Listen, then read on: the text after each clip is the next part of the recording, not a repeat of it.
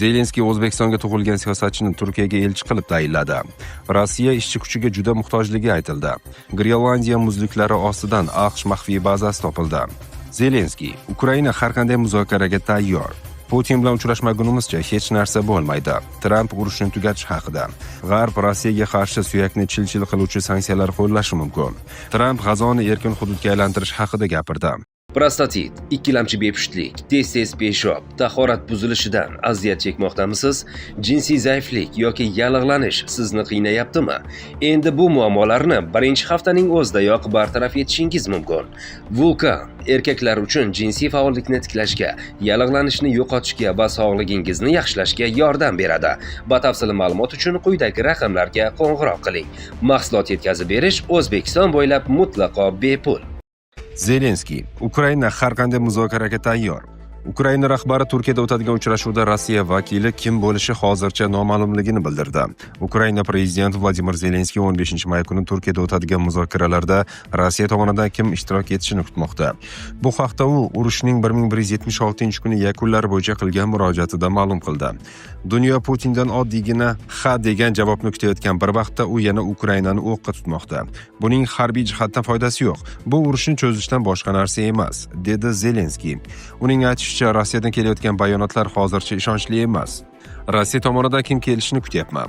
Shunga qarab Ukraina qanday qadam tashlash kerakligini hal qilamiz, deb ta'kidlagan Zelenskiy. Shuningdek, Zelenskiy AQSh sobiq prezidenti Donald Tramp ham muzokaralarda ishtirok etish ehtimoli borligini eslatib o'tdi. Bu eng kuchli argument bo'lishi mumkin. Putin bilan uchrashmagunimizcha hech narsa bo'lmaydi. Tramp urushni tugatish haqida.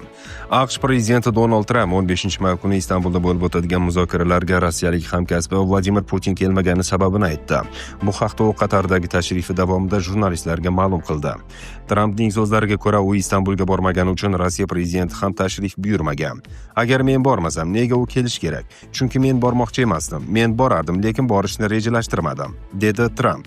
AQSh prezidenti zarurat tug'ilsa 16-may kuni muzokaralar uchun Istanbulga borishini qo'shimcha qilgan. Zelenskiy esa muzokaralarga kelgan Rossiya delegatsiyasi qaror qabul qilish vakolatiga ega emasligini aytgan. Rossiyada kim qaror qabul qilishini hammamiz bilamiz, degan Ukraina prezidenti. Tramp G'azoni erkin hududga aylantirish haqida gapirdi. Qatardagi AQShning eng yirik harbiy bazasi Al-Udeydga tashrif buyurgan Donald Tramp G'azo uchun juda yaxshi g'oyalar borligini aytdi. Agar AQSh bu hududni o'z nazoratiga olsa va erkinlik zonasi qilsa, men bundan faxrlanardim, degan Tramp. Qatarga tashrifi davomida AQSh prezidenti Donald Tramp amirlikdagi Al-Udeyd harbiy bazasi yetib keldi.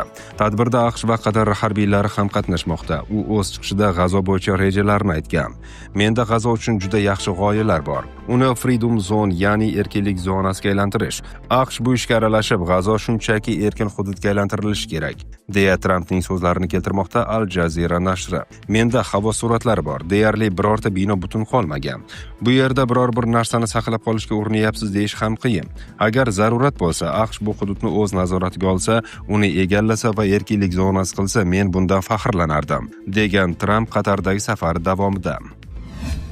Zelenskiy O'zbekistonda tug'ilgan siyosatchini Turkiyaga elchi qilib tayinladi.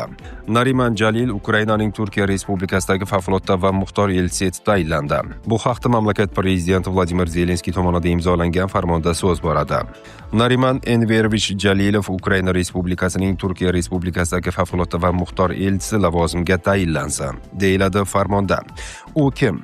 Nariman Jalil Qrim tatar siyosatchisi, jurnalist va inson huquqlari faoli hisoblanadi. U 1980-yilning 27-aprel kuni O'zbekistonda, aniqrog'i Navoiy shahrida tug'ilgan. 1989-yilda oilasi bilan birga vatani Qrimga qaytgan. Shundan so'ng u Odessa Milliy universitetining siyosatshunoslik fakultetini tamomlagan. Karyerasini Avdet gazetasida jurnalist sifatida boshlab, keyinchalik ATR telekanalida ham faoliyat yuritgan. Grenlandiya muzliklari ostidan AQSh maxfiy bazasi topildi. NASA olimlari 2024-yilda Grenlandiya muzliklari ostidan sovuq urush davrida tashlab ketilgan Amerikaning Camp Century harbiy bazasi topildi. Bu haqda The Wall Street Journal xabar qilgan. Yer osti bazasi 600 ta o'rta masofali ballistik raketalarni saqlash uchun mo'ljallangan. Camp Century o'tmishda yadro reaktori yordamida ishlagan. 1967-yilda u tark etilgan va o'shandan beri qor va muz qatlami ostida qolib ketgan. Hozirda majmua taxminan taxminan 30 metr chuqurlikda joylashgan. U Grenlandiyaning shimoli-g'arbida, AQShga tegishli Pituffik kosmik bazasi yaqinida joylashgan. Visech ushbu bazaning rejasini ko'rsatdi. Majmuada teatr, ibodatxona, sport zali, kutubxona, oshxona, qo'mondonlik uchun maxsus xona, shuningdek texnik xonalar mavjud. Ular orasida yadro reaktori xonasi. Bu yerda issiq radioaktiv chiqindilar ham saqlangan. Zaxira ta'minoti, havo sovutgichlari bo'lgan xona va boshqalar bor. Shuningdek, yoqilg'i saqlash uchun rezervuar va ilmiy tadqiqotlar o'tkaziladigan maxsus xonalar ham bo'lgan. Yer yuzasiga olib chiquvchi uzun yo'lak barcha xonalarni o'zaro bog'lab turadi. Nashr e'lon qilgan suratlarda qor bilan qoplangan ichki xonalarni ko'rish mumkin. Ba'zi xonalarning devorlari deyarli muzdan iborat. Bazaga kirish esa past qor tepaligida joylashgan. G'arb Rossiyaga qarshi suyakni chil-chil qiluvchi sanksiyalar qo'llashi mumkin. Agar Rossiya prezidenti Vladimir Putin Ukraina kelajagi bo'yicha haqiqiy muzokaralarga tayyor bo'lmasa, G'arb unga qarshi keskin choralar e'lon qilishi mumkin. Bu haqda amerikalik senator mamlakat prezidenti Donald Trampning yaqin ittifoqchisi Lindsey Graham ma'lum qilgan. 15-may kuni Lindsey Graham Turkiyaning Antalya shahrida Yevropa yetakchilariga Rossiya iqtisodiyotini izdan chiqarishga qaratilgan sanksiyalar loyihasi haqida ma'lumot berishi kutilmoqda. Unga ko'ra, Vladimir Putin Ukraina kelajagi borasida muzokaralarga tayyorligini ko'rsatmasa, AQSh kongressida ushbu sanksiyalarni qabul qilish uchun harakat boshlanadi. Graham Turkiyada yig'ilgan Yevropa tashqi ishlar vazirlari, jumladan Buyuk Britaniya tashqi ishlar vaziri David Lemmy bilan uchrashadi. Bu yerda vazirlar NATOning rejalashtirilgan norasmiy 2 kunlik uchrashuv doirasida to'planadi. Yevropa davlatlari Putinni sulh muzokaralariga ko'ndirishning eng samarali yo'li sifatida AQSh sanksiyalarga umid qilmoqda. Bu orqali Putin Ukraina rahbari Vladimir Zelenskiy bilan tinchlik bitimi yuzasidan kelishuvga majbur bo'ladi, deyiladi xabarda. Agar Putin Istanbulga bormasa, Yevropa yetakchilari AQSh kongressini Lindsey Graham tomonidan ilgari surilgan keskin sanksiyalar paketi yana o'z yo'liga qaytishiga ishonch hosil qiladi. Graham bu sanksiyalarni suyakni chil-chil qiluvchi deb ta'riflagan. G'arb diplomatlarining aytishicha, Tramp AQSh prezidenti sifatida bu sanksiyalarni ochiq qo'llab-quvvatlamasa ham, kongressga ularni qabul qilish bo'yicha siyosiy erkinlik berishi mumkin.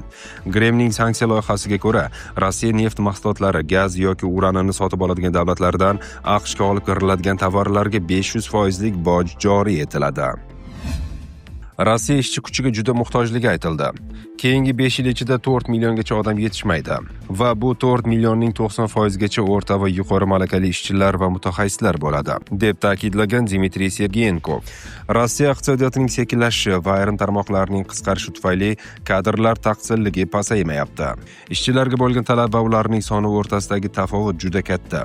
Rasmiylar buni tan olishga majbur. Mamlakatda ishchilar yetishmaydi, ishsizlik tarixiy rekord darajada past. Bu allaqachon mavjud emas, deb kuyunib aytgan Putin o'tgan yil oxirida.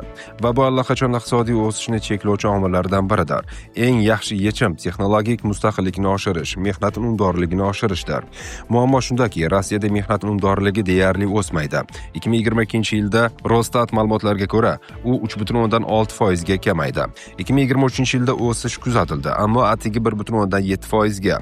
Bir necha million kishining ishchi kuchi yetishmasligidan qochish uchun mehnat unumdorligini yiliga o'rtacha 2.4% ni tashkil qilish kerak. Ammo bunday ko'rsatkichlar urushdan oldin ham kuzatilmagan. Kompaniyalarning texnologik rivojlanishi sanksiyalar bilan bostirilmagan.